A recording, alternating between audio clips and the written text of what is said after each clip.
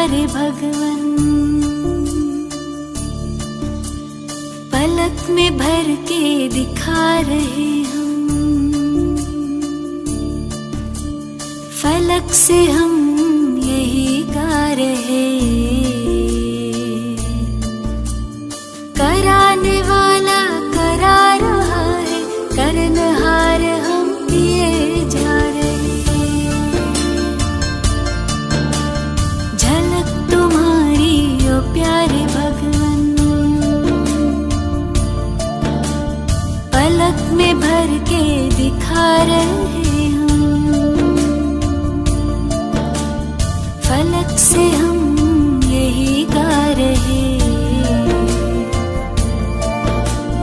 कराने वाला करा रहा है, करनहार हम किए जा रहे। करनहार हम किए जा रहे। ओ झलक तुम्हारी ओ प्यारे भगवन।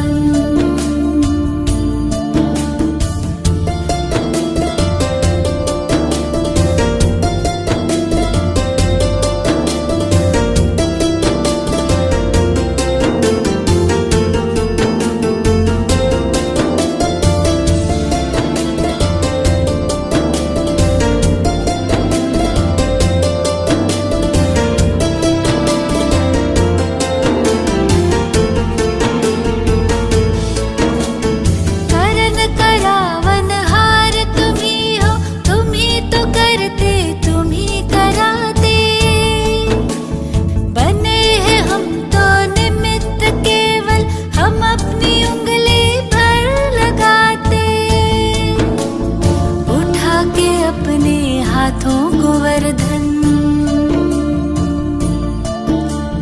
हमारी रक्षा किए जा रहे। कराने वाला करा रहा है, करनहार हम किए जा रहे। करनहार हम किए जा रहे। झलक तुम्हारी ओ प्यारे भगवन।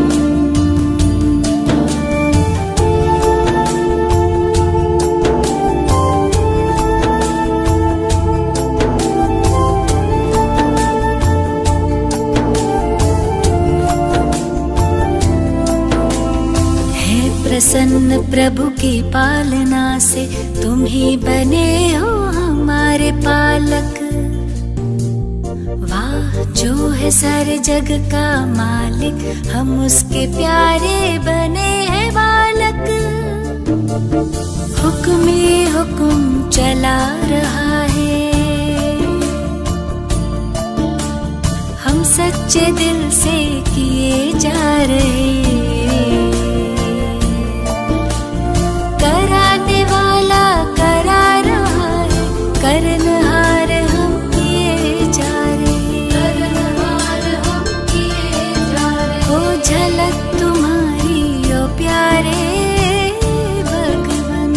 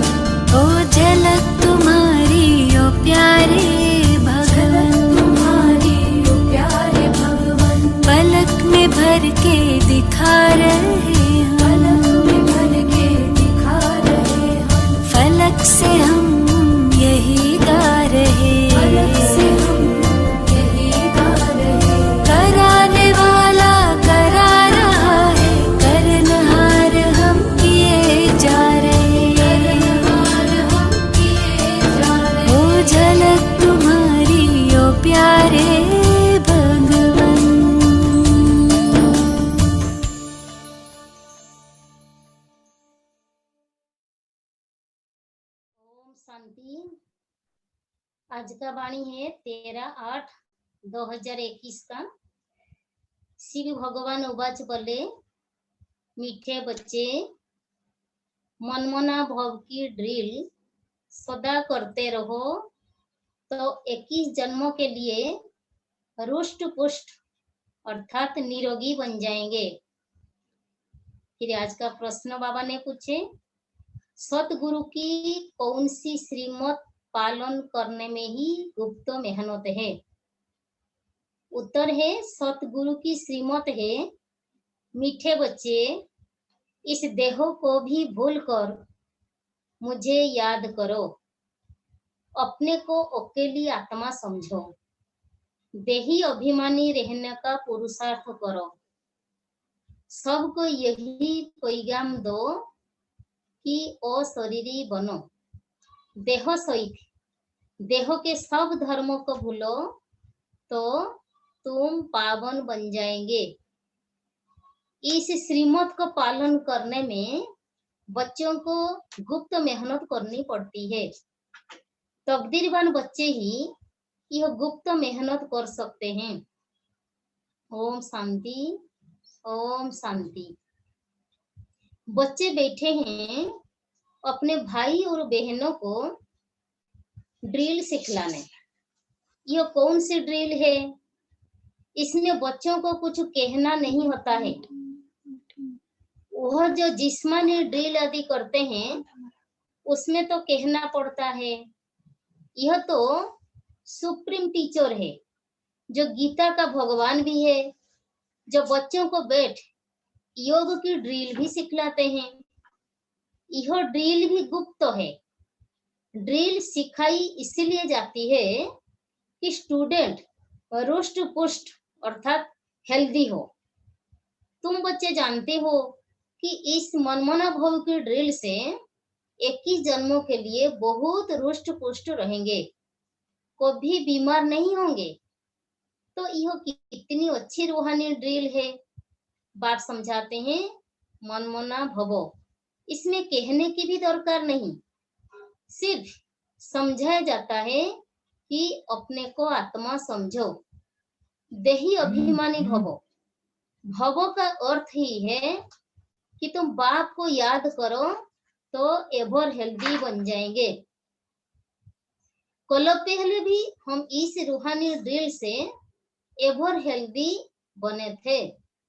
रूहानी ड्रिल रूहानी बाप परमपिता परमात्मा शिव ही सिखलाते हैं। भगवान तो उनको ही कहा जाता है जिनकी पूजा भी होती है। शिवाय नमः भी कहते हैं ना, ब्रह्मा देवता नमः, शिव परमात्मा नमः कहेंगे। यह ड्रिल कोई जिस्मानी मनुष्य नहीं सिखलाते हैं।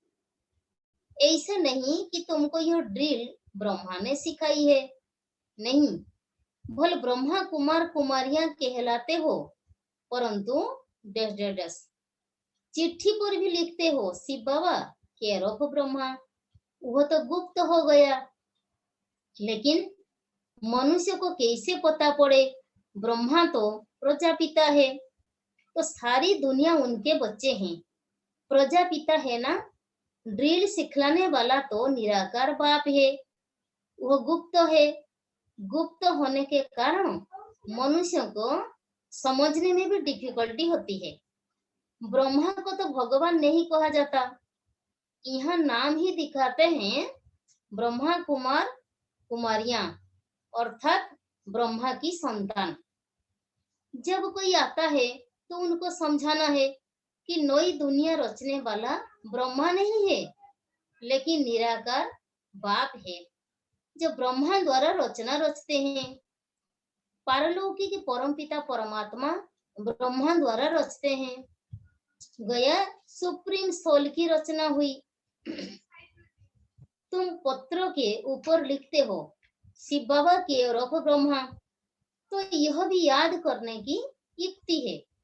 शिव बाबा सिखलाते हैं ब्रह्मा द्वारा, बस सिर्फ कहते हैं मनमना भव, और कोई तकलीफ नहीं दी जाती।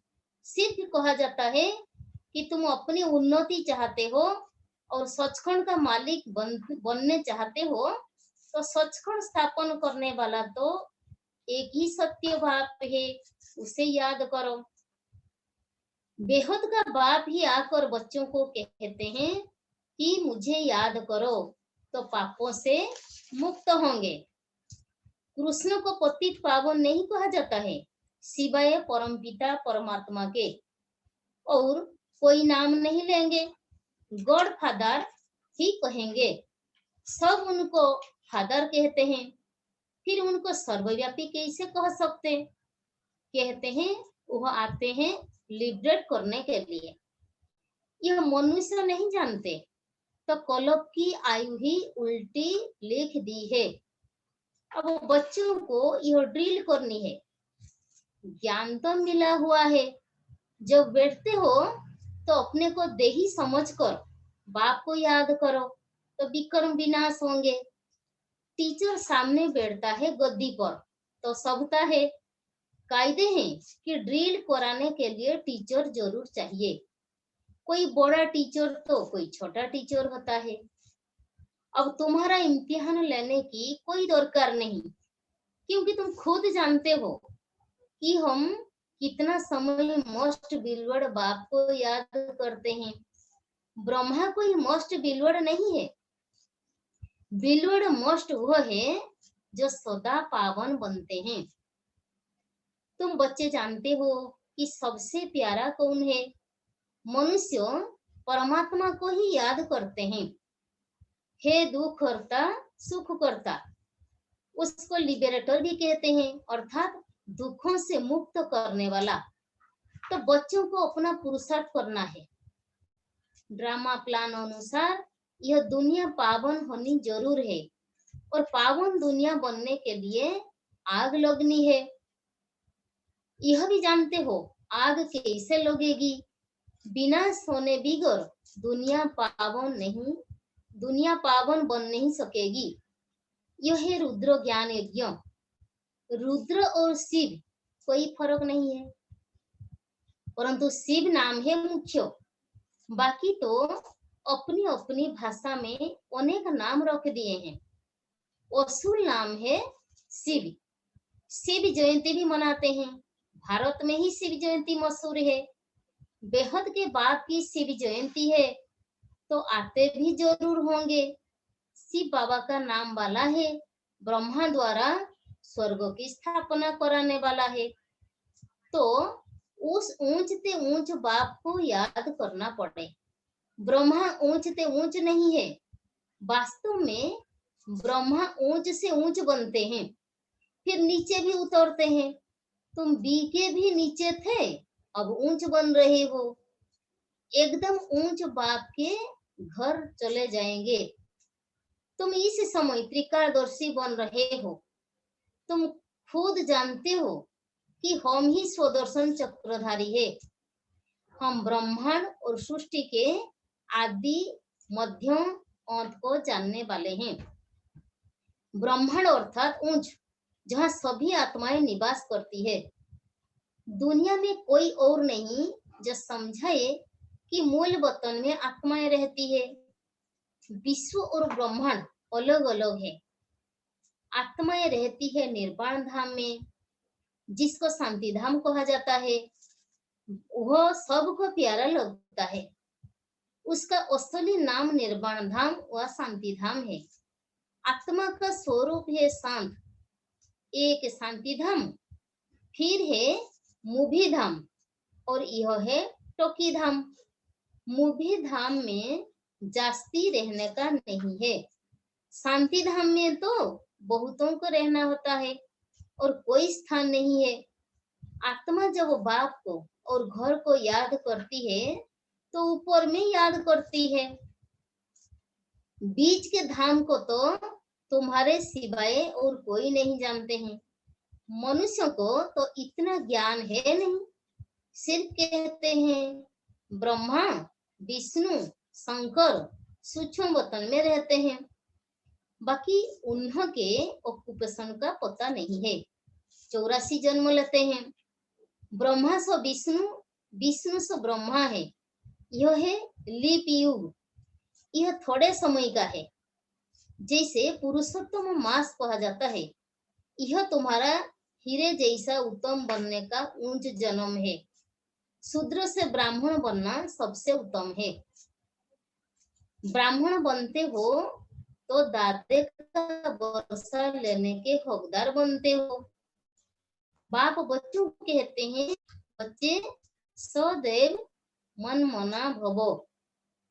बाप का मैसेज सबको देते रहो। बाप को कहा जाता है, बाप को कहा ही जाता है मैसेंजर, और कोई भी मैसेंजर अथवा पैगंबर नहीं है। वह तो आकर अपना धर्म स्थापन करते हैं। पैगंबर सिर्फ एक है, वही आकर तुमको पवित्र बनने का पैगाम देते हैं। बस आते हैं धर्म स्थापन करने। वह कोई वापिस ले जाने वाले गाइड नहीं है। वह तो एक ही सतगुरु सदगति देने वाला है, सच बोलने वाला, सच्चा रास्ता बताने वाला तो एक ही परमपिता परमात्मा शिव है। तो बहुत गुप्त मेहनत करनी है बच्चों को। अभी तुम जानते हो कि हमको यह देह भूल कर एक बाप को याद करना है। शरीर छूटा तो सारी दुनिया छूट जाती है, आत्मा अकेली बन जाती है। बाबा कहते हैं, देही अभिमानी बनो तो फिर कोई भी मित्र संबंधी याद नहीं पड़ेंगे। हम आत्मा है, हम चले जाएंगे बाप के पास। बाप राय देते हैं कि तुम मेरे पास कैसे आ सकते हो। यह बाबा भी नामी ग्रामी है। इन द्वारा बाप सभी आत्माओं का गाइड बन मच्छर सदृश वापिस ले जाते हैं। यह यथार्थ ज्ञान सिर्फ तुम बच्चों की बुद्धि में है। तुमको पांडव सेना भी कहते हैं। पांडव पति स्वयं है, जो तुम बच्चों को ड्रिल सिखला रहे हैं। हुबहू कलो पहले मुहापिक। जब विनाश होगा तो सब आत्माएं शरीर छोड़ चली जाएगी। सत्य में जब थोड़ी आत्माएं हैं तो एक राज्य है, अभी अनेक है, फिर जरूर एक होगा। यह ज्ञान सारा दिन बुद्धि में सिमरण करना है। बच्चों को प्रदर्शनी पर भी समझाना है। जब न्यू दिल्ली थी तो नया भारत था।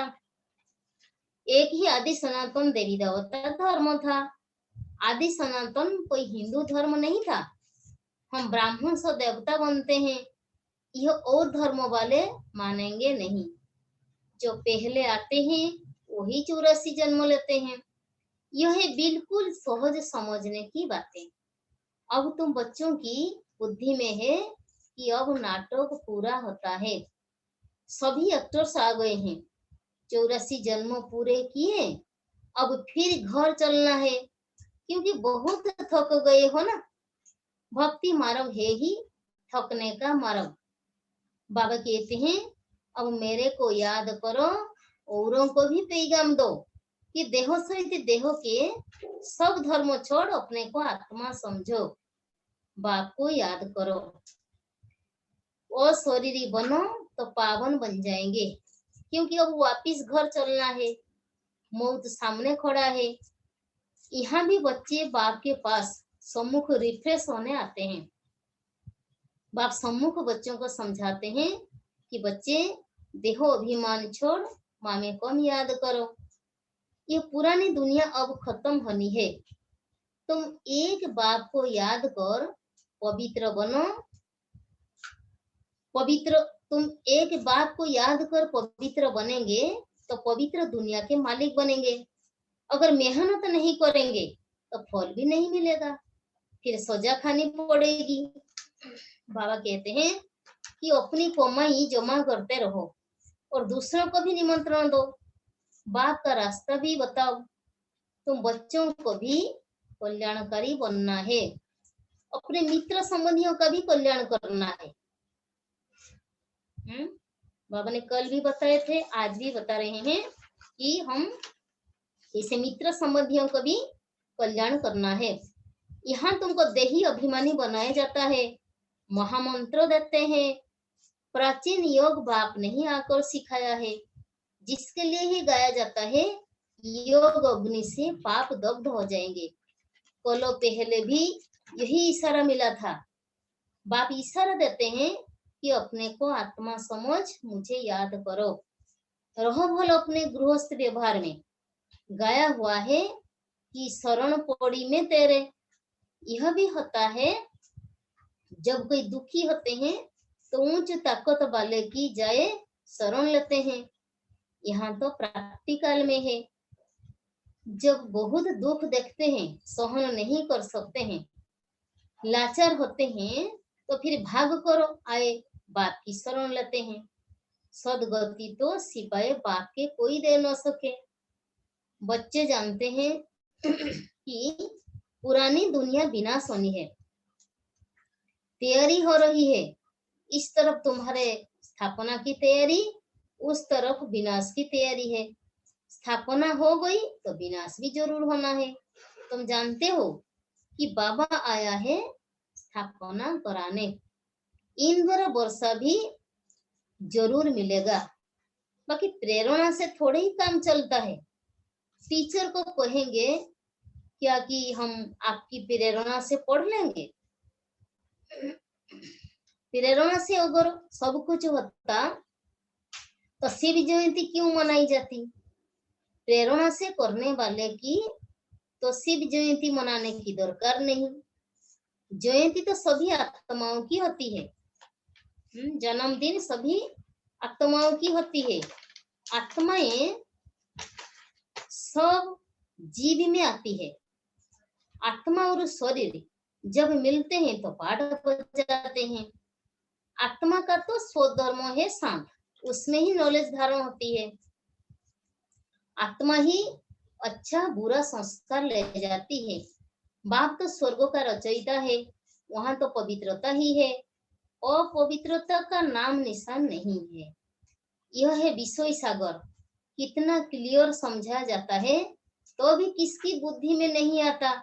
परंतु तुम किसी को भी दोष नहीं देते हो। ड्रामा के बंधन में सब बांधे हुए हैं। तुम समझते हो सीढ़ी से ऊपर से नीचे उतर आए हैं। ड्रामानुसार हमको उतरना ही है। फिर बाबा कहते हैं अब पढ़ने के लिए पुरुषार्थ करना है। अभी चढ़ने के लिए पुरुषार्थ करना है। परंतु जिनकी तकदीर में नहीं है वो ऐसे कहते हैं। जो ऐसे कहते हैं उनमें समझ जाते हैं कि इसकी तकदीर में नहीं है। 2-4 वर्ष चलते चलते भी गिर पड़ते हैं, महसूस भी करते हैं कि हमने बड़ी भूल की है, बड़ी चोट खाई। यह भी आधा कलब की बीमारी है, कम नहीं है। आधा कलब के रोगी है, भोगी बनने से रोगी बन जाते हैं। तो बाप आकर पुरुषार्थ करवाते हैं। कृष्ण को योगेश्वर कहते हैं। इस समय तुम सच्चे सच्चे योगी हो। योगेश्वर तुमको योग सिखलाते हैं। तुम ज्ञान ज्ञानेश्वर भी हो, फिर बनेंगे राज राजेश्वर। ज्ञान से तुम धनवान बनते हो, योग से निरोगी एवर हेल्दी बनते हो। आधा कल्प के लिए तुम्हारे सब दुख दूर हो जाते हैं। तो इसके लिए कितना पुरुषार्थ करना चाहिए। अच्छा, मीठे मीठे सिकलिधे बच्चों प्रति माता पिता बाप दादा का याद प्यार और गुड मॉर्निंग। रूहानी बाप की रूहानी बच्चों को नमस्ते। हम सब रूहानी बच्चों की रूहानी बाप को भी नमस्ते नमस्ते नमस्ते। धारणा के लिए मुख्य सार पॉइंट 1, पावन बनने के लिए अशरीरी बनने का अभ्यास करना है। सबको पैगाम देना है कि एक बाप को याद करो, देह सहित सब कुछ भूल जाओ। पॉइंट 2, योगेश्वर बाप से योग सीख कर सच्चा सच्चा योगी बनना है। ज्ञान से धनवान और योग से निरोगी एवर हेल्दी बनना है। आज का द्वितीय वरदान है कल्याण की वृत्ति और शुभ चिंतक भाव द्वारा विश्व कल्याण के निमित्त बनने वाले तीव्र पुरुषार्थी भवो। कल्याण की वृत्ति और शुभ चिंतक भाव द्वारा विश्व कल्याण के निमित्त बनने वाले तीव्र पुरुषार्थी भव। तीव्र पुरुषार्थी वह है जो सभी के प्रति कल्याण की वृत्ति और शुभ चिंतक भाव रखे। भले कोई बार बार गिराने की कोशिश करे, मन को डगमग करे, विघ्न रूप बने, फिर भी आपका उसके प्रति सदा शुभ चिंतक का अडोल भाव हो। बात के कारण भाव न बदले।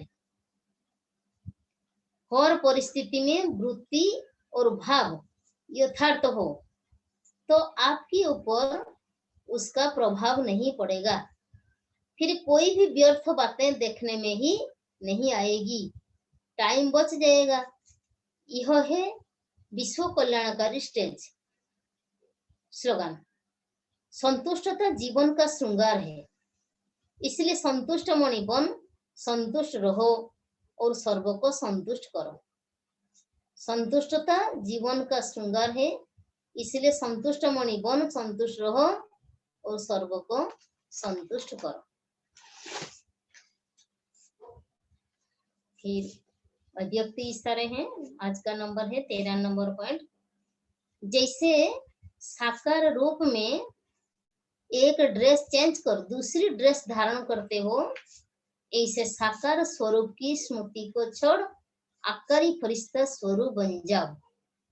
फरिश्तेपन की ड्रेस सेकंड में धारण कर लो। यह अभ्यास बहुत समय से चाहिए, तब अंत समय में पास हो सकेंगे। फिर दादी जी का विशेषता है। आज का पॉइंट है 13 नंबर पॉइंट।